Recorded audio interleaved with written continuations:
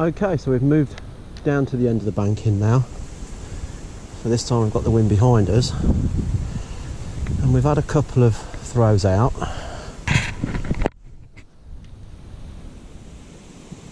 But no indication of anything yet. But we've got a good depth of water here. It could be 12, 14 foot deep on this end in places.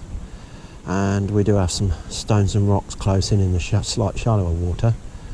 So we have to watch that. But as always need to keep an eye when we get close in, whether the water's clear, and even more so when it's coloured, because they will come in that little bit closer at the last minute to hill. So just bringing that in now, and out it comes. Okay, so let's have another cast. And I suppose a little bit about what I'm using today.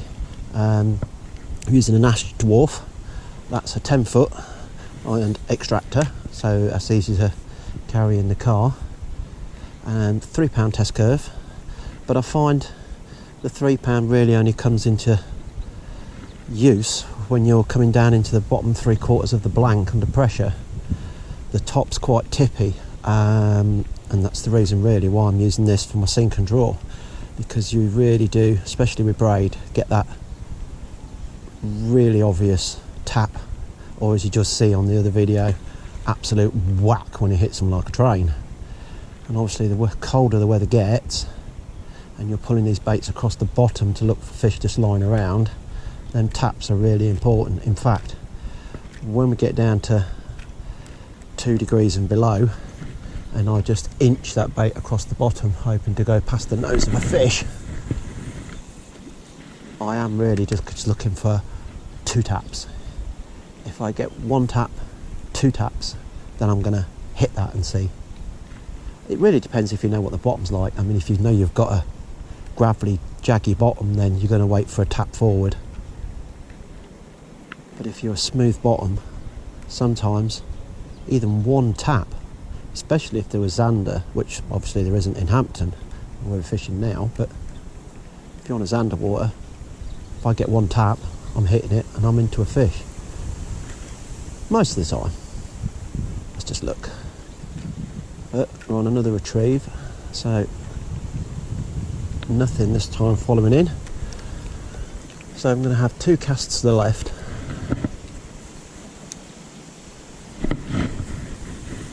And then we're going to move, because we're on limited time. I have an hour and a half today, and I think I'm down to my last 40 minutes now. Now, I believe we've just had a take. Let's set the hooks. Nope, it's come free, so I'm going to leave that to let that settle back down, just in case it was, and it could have been just a gravel patch. But that really did look like a take, so I'm going to let that settle, just keeping an eye on that tip all the time. Wind back down towards the fish. Now I'm going to keep it in that area as much as I can. Just jig it about a little, and now we'll go as if he's escaping, and we'll give him a long slow pull. And then jig him again. I'm pretty sure that that was a half-hearted take. Let's just have a look at this roach. We will soon know, because it was clean. Oh blimey, yeah. Oh yeah, he got really walloped. Okay. So, back out on the same line. Lovely. Maybe a little to the right, but fine. Now, we know we've got deep water, and we know bait's going to work up shallow as it comes to us. So we're going to let that settle down now. We're going to let that get down to about 9-10 feet. It should be at about 6 now. Now about 8. Now about 9. Now about 10. Okay, so now we're just going to work that again.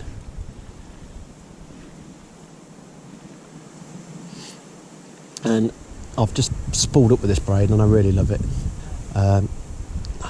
Called Munster braid, £60, 0.37, high vis yellow, I've never used coloured braids, thought I'd give them a go, and I have to say I had a couple of sessions out last year and had a few fish, so the colour doesn't really make any difference.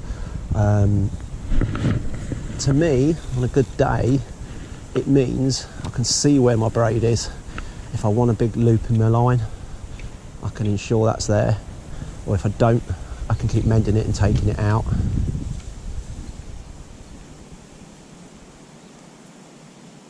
So we've just let that get back down to about 10 feet again, and now we're just going to work it back. We'll do different this time. We'll give it a lift and then we'll let it drop back down so it just flutters down nicely. It's a nice thing about these ropes, they do show themselves off well when they're twisting and turning on the way down.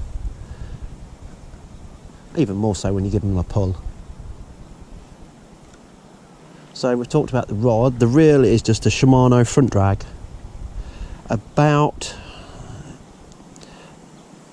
It's a 4,000, but to be honest the spool's probably about the size of a 3,500 as we know it.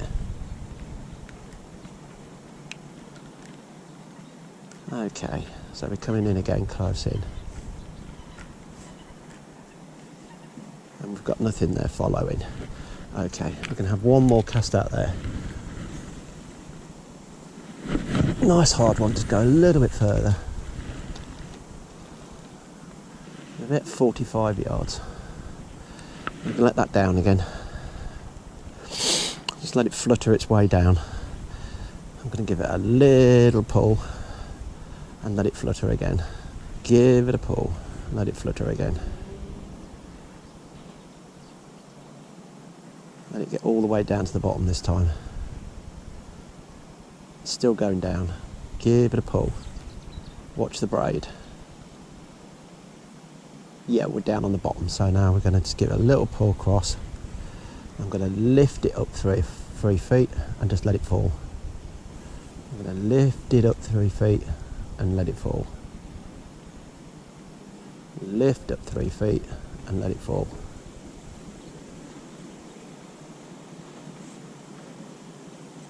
Lift up and let it fall.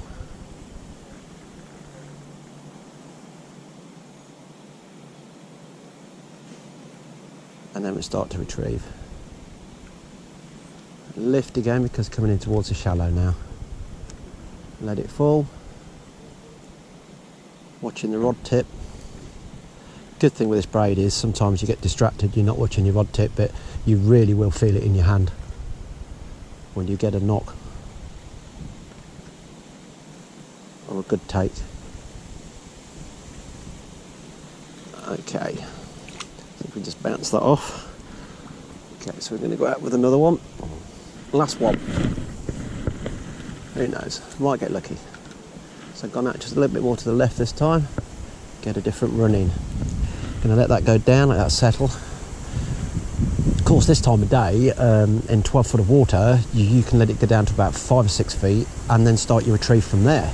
Keep your tip down, you'll stay at that kind of depth for a little while before it starts to shallow up. And again, you've got the choice that you can just relax for a second and let it drop back down. So you can work the upper layers as well as deeper layers.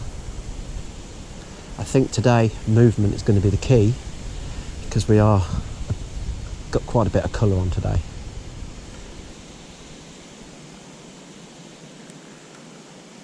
So although I said this will be the last one, famous last words, we will have another one.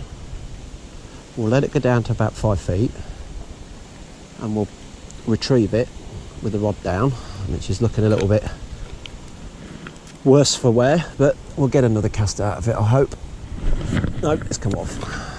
Okay, so I'm going to go off camera and I think we might as well move now anyway. So, see you guys shortly.